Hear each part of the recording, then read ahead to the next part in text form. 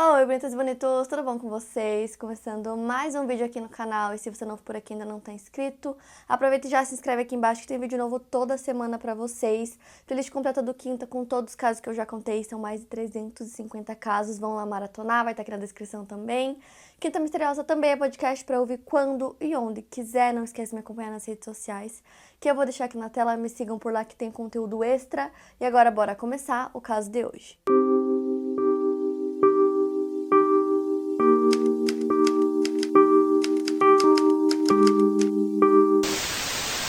Seaborn Beck Waters nasceu no dia 16 de dezembro de 1946, no Texas, Estados Unidos. Ele cresceu no estado e se tornou médico, eventualmente se especializando em patologia. Com a carreira consolidada, ele era presidente da equipe médica do Medical City Dallas. Mesmo sendo um homem de sucesso em sua vida profissional, ele vinha sentindo uma grande insatisfação com a sua vida. Isso acabou fazendo com que ele buscasse por hobbies e ele acabou encontrando no alpinismo uma nova paixão. Durante muitos anos, ele batalhou contra uma grande depressão que muitas vezes fazia com que ele quisesse tirar a própria vida. Ele se referia à depressão como o cachorro preto. Seus interesses variavam de rádio CB a velejar enquanto tentava encontrar consolo e sentido na vida. As montanhas passaram a proporcionar para ele um senso de paz e felicidade que ele não conseguia encontrar em outros lugares. Ele até disse numa entrevista, entre aspas, "A única coisa que ajudou foi levar meu corpo ao extremo. Se você está trabalhando duro fisicamente, isso lhe dá essa maravilhosa sensação de se envolver em si mesmo e todos os problemas da sua existência desaparecem." A escalada tornou-se uma extensão muito lógica disso. Ele descobriu sua paixão por escalar durante uma viagem em família ao Rocky Mountain National Park, no Colorado. Ele se inscreveu para 3 dias de aula de alpinismo e se apaixonou. Essa descoberta fez com que ele buscasse cada vez mais escaladas difíceis e desafiadoras e despertou nele uma vontade de escalar a montanha mais alta de cada continente, alcançando os 7 cumes. Conforme ele ficou mais e mais focado no alpinismo, sua nova obsessão começou a afetar sua vida pessoal. Isso porque ele focava sua energia em treinar para escalar, trabalhar no hospital e fazer longas viagens para conquistar seus objetivos na escalada. Para vocês terem uma noção, ele acordava todos os dias às 4 horas da manhã, aí ele fazia um monte de exercícios e depois ia para o hospital para trabalhar. E aí ele nem falava com a família dele, então ele voltava para casa tipo 8 horas da noite, super exausto, ia direto dormir e mal cumprimentava a esposa, por exemplo. E mesmo quando ele saía em férias com a família, então ele, a esposa e os filhos, eles tinham um casal, ele passava a maior parte do tempo caminhando, treinando. O Beck sabia que essa nova obsessão estava afetando negativamente a sua vida pessoal, a sua família, o seu relacionamento com a esposa, mas ele disse que ele simplesmente não conseguia parar de praticar o esporte. Ele estava planejando uma viagem para escalar o Everest junto com um grupo de amigos, e a esposa dele, o nome dela é Pete, já estava assim no máximo dela, e ela estava até planejando esperar ele voltar dessa viagem para pedir o divórcio. Para poder fazer essa viagem para o Everest, o Beck teria investido cerca de $65 mil. Quando ele iniciou sua jornada dos 7 cumes, ele tinha 40 e poucos anos, e nos 8 anos seguintes ele conseguiu escalar 5 das 7 montanhas. Se ele conseguisse completar o Everest, faltaria apenas mais uma montanha para ele conseguir, completar essa jornada pessoal dele. O Beck estava num grupo de 8 alpinistas liderados pelo experiente alpinista Rob Hall. Ele veio da Nova Zelândia e, após concluir sua aventura de escalar os 7 cumes, o Rob criou uma empresa de escalada de aventura. Como um alpinista experiente, ele já havia escalado o Monte Everest 5 vezes. A escalada da equipe Adventure Consultants começaria para valer no dia 9 de maio de 96. Eles acordariam cedo e iriam escalar o dia todo para chegar ao acampamento alto no Colo Sul por volta do final da tarde. Eles descansariam por 3 ou 4 horas e estariam de pé novamente, escalando a noite toda para chegarem por volta do meio-dia do dia 10 no cume do Monte Everest. No mais tardar, eles deveriam chegar às 2 da tarde. Como previsto, a equipe chegou ao acampamento alto no fim da tarde do dia 9 de maio. Além deles, haviam outros 3 grupos que ficariam ali acampados. A expedição de Scott Fisher, um grupo taiwanês e uma equipe de sul-africanos. O grupo do Beck começou a escalada primeiro. Eles atravessaram o Colo Sul em direção ao cume da montanha. Na metade da subida, a equipe se deslocou em uma travessia para a esquerda. Aos poucos, o Beck percebeu que ele não estava conseguindo enxergar a montanha. Cerca de 1 ano e meio antes da sua viagem para o Nepal, o Beck havia passado por uma cirurgia de rotina para corrigir sua miopia. Ele fez um procedimento que criou pequenas incisões em suas córneas para alterar seu formato e proporcionar a melhoria da visão. Porém, ele ainda estava em recuperação e a altitude elevada acabou deformando mais ainda suas córneas, e isso fez com que ele ficasse quase que completamente cego na noite. Ele, como médico, rapidamente percebeu a perda de visão, mas ele acreditava que conforme o dia fosse passando, a visão ia voltar. Então ele decidiu ir para o final da fila, ele estava mais na frente, então deixou todos os alpinistas passarem, ele ficou por último. E assim como ele esperava, conforme o dia foi amanhecendo, a visão dele começou a voltar e clarear aos poucos. Só que aí ele foi tentar limpar o rosto dele e a luva que ele estava usando estava coberta de gelo, então um pedacinho de gelo cortou a córnea direita dele e esse olho ficou completamente embaçado. Ele conseguia enxergar com o olho esquerdo, mas ainda estava bem embaçado, então ele sabia que a sua percepção de profundidade praticamente não ia existir só com um olho, né? Então ele sabia que a partir daquele momento ele não podia continuar. Isso já era 7h30 da manhã do dia 10, e aí ele decidiu continuar porque ele acreditava que a visão dele ia melhorar. Então o Rob, né, que era o alpinista mais experiente, que estava liderando, né, a equipe, ele conversou com o Beck e falou para ele que o melhor seria ele esperar pelo menos meia hora para ver se a visão dele realmente iria voltar, e se não voltasse era para ele ficar aí esperando que o grupo voltaria pelo mesmo caminho e encontraria ele. Como a visão dele não voltou da forma que ele esperava, ele não poderia prosseguir e encontrar os outros, né? Então ele estava lá esperando e nisso passou um grupo. Era por volta de meio-dia e 3 alpinistas estavam descendo e convidaram o Beck para descer com eles até o acampamento alto. Mas ele decidiu recusar porque o combinado dele com o Rob era que se melhorasse em meia hora ele seguiria, encontraria os outros, senão ele iria esperar. Ele acreditava que se ele deixasse a posição o Rob não saberia, né, não teria como saber se ele tinha conseguido voltar em segurança ou se tinha acontecido um acidente e ele tinha, por exemplo, caído da montanha. O Beck acreditava que até 3 horas da tarde o grupo já teria retornado, né, mas isso não aconteceu, então era por volta das 5 da tarde quando ele começou a achar muito estranho, já que ninguém tinha voltado. Começou a escurecer e foi ficando cada vez mais frio e o vento mais forte. O alpinista John Krakauer desceu, avisando que o Rob Hall havia ficado preso no cume. O Rob é quem estava liderando o grupo, né? Então o Rob teria falecido na montanha enquanto esperava por outro alpinista que também não estava bem. Seu corpo permanece até hoje no local, como é de costume para quem perece no Everest. Nesse ponto, o Beck estava respirando o oxigênio do tanque que ele tinha levado, então ele não estava com falta de oxigênio, mas mesmo assim ele ficou em pé e sentado por cerca de 10 horas sem se mover muito. Com isso, o frio já estava começando a agir em sua mente e ele começou a ter alucinações ao ver pessoas. Cerca de meia hora depois, outro guia da expedição aparece, seu nome era Mike Groom, e ele desceu com a Yasuko Namba, de 47 anos. Segundo Beck, ela parecia um cadáver ambulante e estava tão exausta que mal conseguia ficar em pé. Alguns outros membros do grupo Fisher também desceram. Todos eles estavam nos limites da resistência, mas o Beck e a Yasuko Namba eram os casos mais críticos. Então o grupo começa a descida pelo triângulo acima do acampamento 4, ou acampamento alto, no colo sul do Everest, em direção ao acampamento. Eles estavam apenas 400 metros acima da segurança do acampamento alto quando uma tempestade de neve começou. O guia Neil Bedelman teria comparado a sensação de estar no meio da tempestade com estar perdido em uma garrafa de leite com neve branca caindo em um lençol quase opaco em todas as direções. Enquanto a equipe caminhava com cuidado, tentando sentir a encosta do Colo Sul, eles perderam o senso de direção, mas continuaram se movendo como um grupo, enfrentando o vento e o gelo. De repente, o Neil percebeu que havia algo errado. A equipe estava a apenas 8 metros de uma queda de mais de 2.000 metros na Kangshung Face. E foi aí que eles pensaram em um plano para se salvar. Os membros do grupo que estavam mais fortes iriam tentar descer ao acampamento o mais rápido possível para buscar ajuda. Então 3 homens conseguiram descer e conseguiram chegar no acampamento, mas eles não conseguiram voltar para resgatar o restante porque estava caindo muita neve, a tempestade estava muito forte. Durante tudo isso, o Beck ainda estava lá na montanha e ele acabou perdendo uma das suas luvas, ele começou a sentir a real temperatura congelante que estava. O restante da equipe estavam todos juntos, assim meio que amontoados para tentar se aquecer e se proteger. O Beck se levantou contra o vento, ele manteve seus braços acima do corpo e a sua mão direita já estava congelada e irreconhecível. Nesse ponto, o Beck já estava perturbado pela hipotermia e pela falta de oxigênio nos tecidos, então ele gritou para o grupo: "Eu entendi tudo". Os companheiros observavam ele, horrorizados, sem entender nada, até que uma rajada de vento muito forte derrubou ele, então ele caiu de costas contra a neve. Tinha um guia russo no acampamento e ele saiu 3 vezes para tentar encontrar o Scott Fisher, que eu já tinha mencionado para vocês, né? Ele era de outra expedição que também estava lá na montanha. Ele acabou morrendo congelado a 300 metros acima de onde eles estavam. Como eu falei para vocês, ele foi 3 vezes, né, em busca do Fisher, então nas 2 primeiras ele acabou voltando pro acampamento, mas na 3ª vez ele conseguiu localizar o grupo, que estava o Beck e todos os outros, né, então ele conseguiu pegar eles e trazer de volta pro acampamento. Porém, ao todo, eles estavam em 5 pessoas lá do grupo e o Beck e a Yasuko eram os que estavam piores, né? A saúde deles estava pior.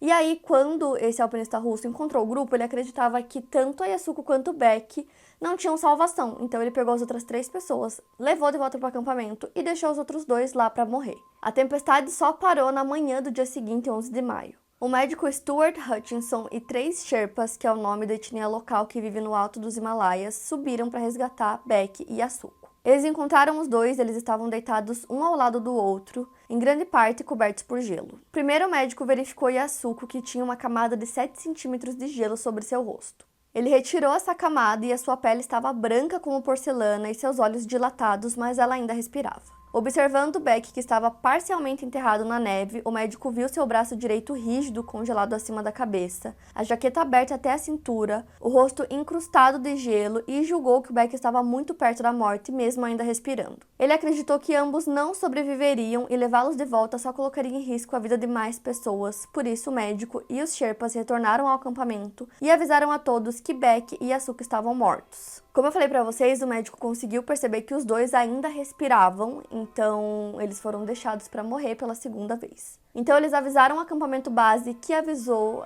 a equipe do Rob, né, as pessoas que sobreviveram, do que tinha acontecido, e eles ligaram pra Pete, pra esposa do Beck, para contar para ela que ele tinha falecido. Nesse dia, a tempestade tinha prendido várias equipes de escalada na conhecida Zona da Morte, onde a altitude acima de 26 mil pés, ou 7.925 metros, torna os níveis de oxigênio insuficientes para a sobrevivência humana por longos períodos. Essa tempestade foi considerada o evento mais mortal da história do Everest até então e resultou na morte de 8 alpinistas. Mas praticamente por um milagre, o Beck acordou do seu coma hipotérmico por volta das 4 horas da tarde do dia 11, depois de ter passado praticamente 15 horas em coma. Ele se lembra que não parecia algo desconfortável ao acordar, ele estava perdido e estava sentindo uma sensação agradável, calorosa e confortável de estar em sua cama, segundo suas palavras.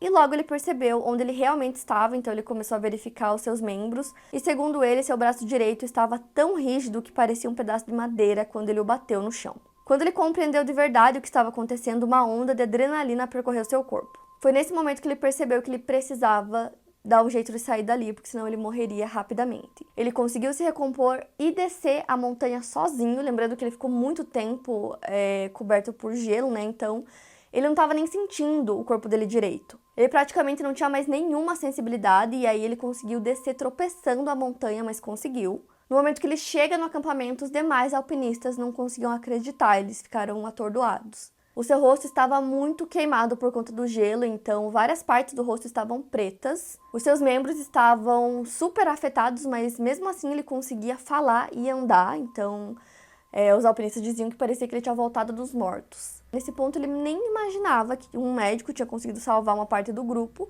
e que eles tinham avisado a esposa dele que ele estava morto. Quando ele voltou, os companheiros dele sabiam que eles precisavam levar ele para um atendimento mais especializado do que aquele que estava disponível em Nepal. O Beck até ouviu alguns comentários sobre um possível resgate de helicóptero, mas na cabeça dele isso não ia acontecer. Isso porque eles ainda estavam na montanha em um dos acampamentos, então essa parte que eles estavam ainda era muito alta. Então o ar era muito rarefeito e instável, então ele acreditava que eles iam mandar um helicóptero do exército, mas que ele não ia conseguir chegar tão alto, provavelmente se ele tentasse iria cair. Só que a Pete não sabia nada disso, né, a sua esposa, e ela moveu suas amigas mães para ajudarem na missão. Elas ligaram para quem podiam nos Estados Unidos, entraram em contato com Kay Bailey Hutchison e com Don Dashley, um senador democrata que governava para as minorias. O Tom contatou o David Shenstein, que trabalhava na embaixada em Katmandu. David, por sua vez, trabalhava com uma mulher chamada Inu, e o seu sobrenome significava que ela era de uma casta guerreira do Nepal. Depois que diversos pilotos negaram fazer o resgate, ela disse a David que conhecia um homem que aceitaria esse desafio. Esse homem era o tenente-coronel Madan K.C., que aceitou fazer o resgate. Beck até brincou com os homens que o estavam resgatando, dizendo: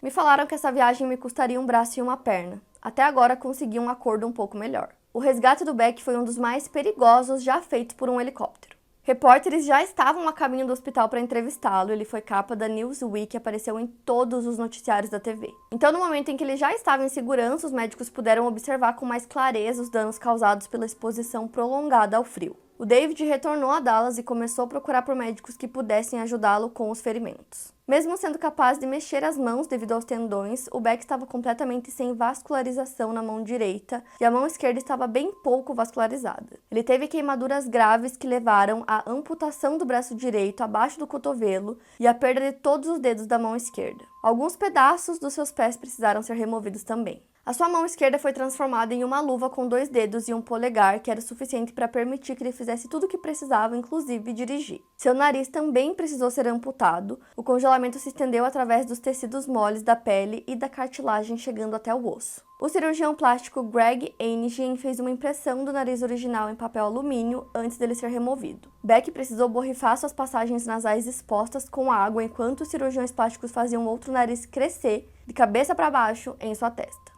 O nariz foi construído com a cartilagem de suas orelhas e pele do seu pescoço. Quando o nariz estava pronto, ele foi colocado no lugar do original. Depois de toda essa experiência, de quase morte, o Beck parou de escalar montanhas, ele abandonou o alpinismo e ele tinha, aquela missão pessoal que eu falei pra vocês, dos 7 cumes, e mesmo não conseguindo completar os 7, ele disse que ele já se sentia vitorioso. Como eu tinha falado pra vocês, a Pete estava esperando ele voltar da montanha pra poder pedir o divórcio, mas ela ficou muito revoltada com o fato de que ele foi abandonado pra morrer na montanha, não uma, mas 2 vezes, então ela ficou com muita pena e ela sentia que essa experiência tinha mudado ele, então decidiu continuar com ele. A lição que o Beck tirou em relação à sua família foi que não basta amar a família, então ele fala que foi só assim que ele percebeu que ele precisava estar presente com a sua esposa, com os seus filhos, porque se você não estiver lá, você vai forçá-los a viver sem você. 4 meses depois, o Beck volta a trabalhar no hospital.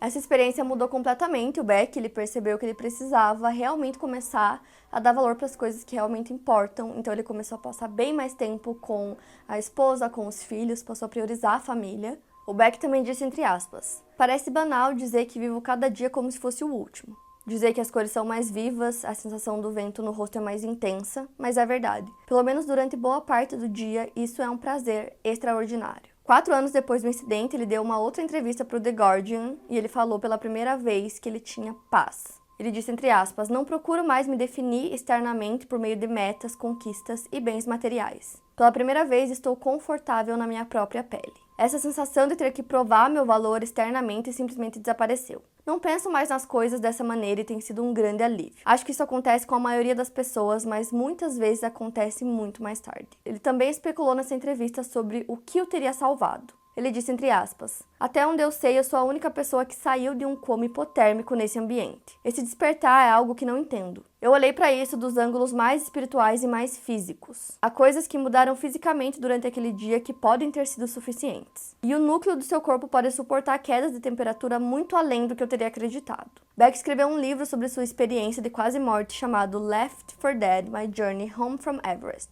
O livro também tem participação da sua esposa Pete, que conta um pouco dos fatos sobre sua perspectiva. Beck se tornou um palestrante motivacional, compartilhando sua experiência em palestras durante anos. As lições que ele tirou do seu período no Monte Everest moldaram sua vida a partir dali. Em suas palestras por todo o mundo, ele fala da importância da perseverança, da resiliência e do espírito humano na superação das adversidades. Sua história se tornou um grande símbolo de esperança e determinação para aqueles que buscam superar seus desafios pessoais e viver suas vidas ao máximo. Além do próprio livro, o best-seller de Jon Krakauer, o alpinista que avisou o Beck sobre a morte do Rob, chamado Into Thin Air, que foi lançado em 97, fornece aos leitores um relato em primeira mão do desastre, além de uma visão emocionante e ao mesmo tempo assustadora dos ventos que aconteceram na montanha. Também foi feito um filme inspirado na história, chamado Everest, lançado em 2015. E depois de tudo isso, o Beck mudou de hobby e transferiu seu amor pelo ar livre para os voos. Mesmo sabendo que atividades mais arriscadas e cheias de adrenalina já haviam lhe causado problemas no passado, ele adorava entrar na cabine de seu avião Cessna 182 Turbo. Além disso, ele começou a pintar e sua nova atividade serviu como um meio de autoexpressão e autoconhecimento. Beck está vivo até hoje, ele tem 77 anos e continua morando em Dallas. Hoje ele já é avô e sua história continua inspirando pessoas ao redor do mundo. Esse é um caso que é muito doido, é um daqueles casos que parece um filme realmente, que não dá nem pra acreditar que aconteceu. Quero muito saber o que vocês acharam, então me contem aqui nos comentários. Não esquece do like se você gostou do vídeo, playlist completa do Kim tá na descrição pra vocês, vão lá maratonar. Quinta Misteriosa também é podcast pra ouvir quando e onde quiser, e não esquece de me acompanhar nas redes sociais, que eu vou deixar aqui na tela pra vocês, que tem conteúdo extra. E é isso, eu vejo vocês no próximo vídeo.